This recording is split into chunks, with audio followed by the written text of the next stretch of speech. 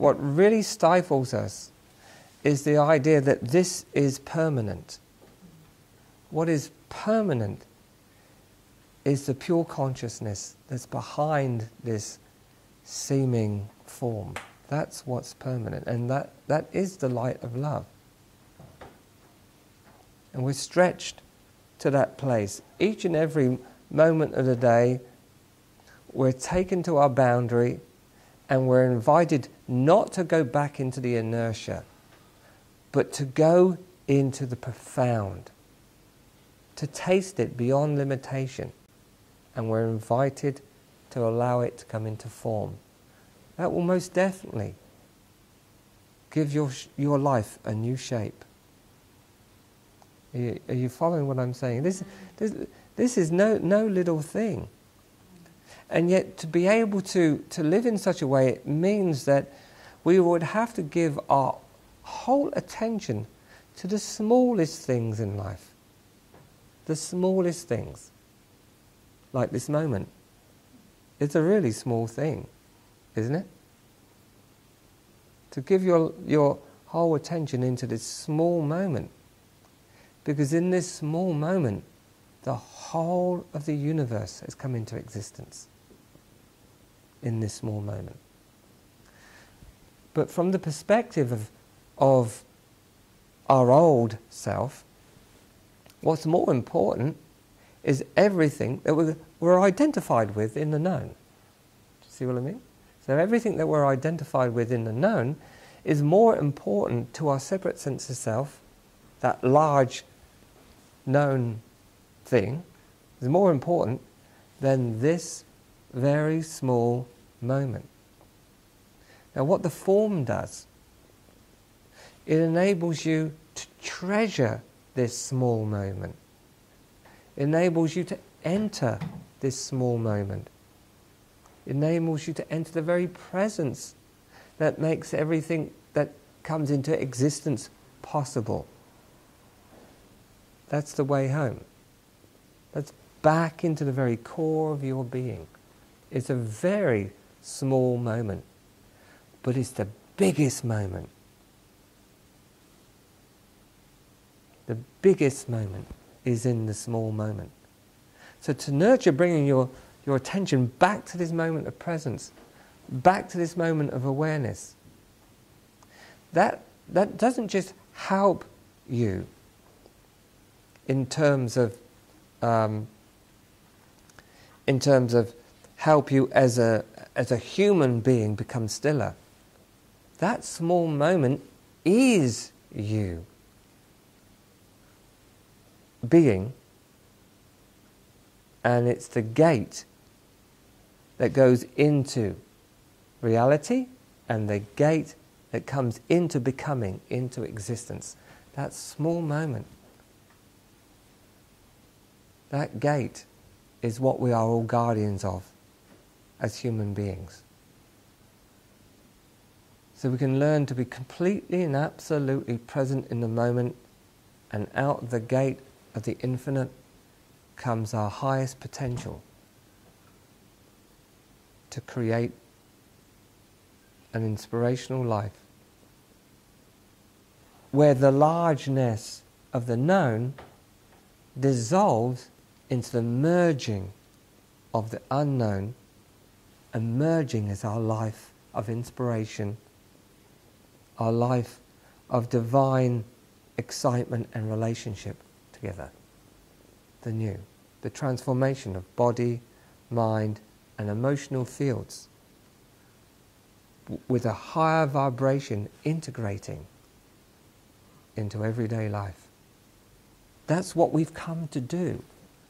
It's who we really are.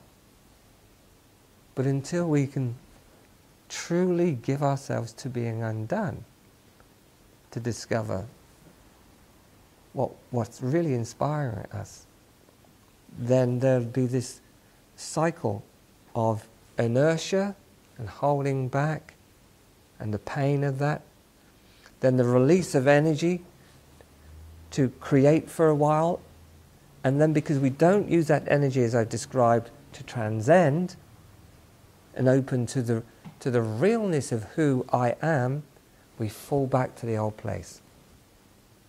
Most of us, what we do, we go through this, I've described it as inertia, we go through this inertia where we're, I don't know, maybe victims of circumstances and we start to burn inside, and we know there's much more, and then out of that burning there's a transformation of all the elements of the universe inside of us. That's what's really going on.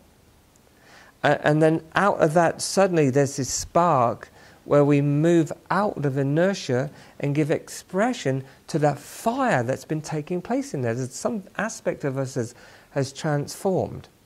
And then there's this fire to express what that is.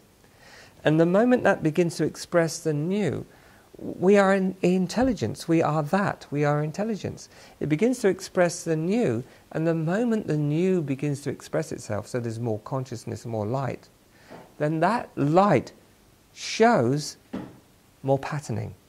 Because it's the patternings that have to be changed. Right? And the new light is the power that transforms, it's like alchemy, and recreates from an original, authentic place, and so then you have new forms. So the moment we've gone through that process and all the attachments and movements, and there's something going on inside, and then more energy, and we move forward. If we don't use that moment, that new energy moment, to connect with a greater, finer receptivity of a higher possibility, and then jump into that higher possibility, no matter what it would mean to who we thought we were, if we don't make that leap, then we fall back into this this triangle of going through this inertia once again. Somewhere along the line, you and I train ourselves to do it. We train ourselves to go through hell and then have a little bit of heaven, but not too much, and then go back to hell till we get heaven and hell, heaven and hell. Openness and closure, openness and closure.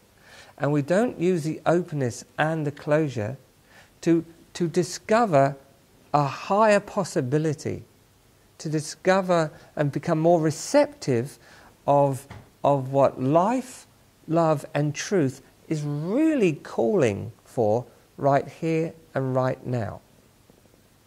Because in its calling, it's not calling a separate sense of self. It is calling itself, the I in the universe that I am. Yeah? And so in that moment, when that energy changes, we have the possibility to step into new shoes, to radiate in a new place, and to constantly choose that new place and consciously undo our patterns. Because the more light you have, even the more inspiration you have, you will most definitely have more patterns that will come up to the light to be transformed by that light. But if we are not practicing the profound spiritual practice of self-forgetting, of self-transcendence, yeah, and impermanence, then we're identified with the patterns arising as who we are and fall back into inertia and attachment. So this is a growth process. This is the process that's actually taking place here now in everyone's life. But to be aware of that, to be in the practice of transcending, of integrating that finer place in one's life, is to actually be who you are beyond all this. And it begins to ignite as an individual and possibly as a collective consciousness called we. Do you follow this? And to have a community of people, to have a humanity that is consciously in the action of transcendence and integration, would be a miraculous experience for every human being on this planet. Do you see what I mean? to clearly see the impermanence of who we think we are and the permanence of the radiant self of consciousness we really are, we will be able to be more of what we are each and every moment of daily life and take, as it were, the universal challenge not to fall into old comfort zones, but to go beyond our boundaries and stretch into the new.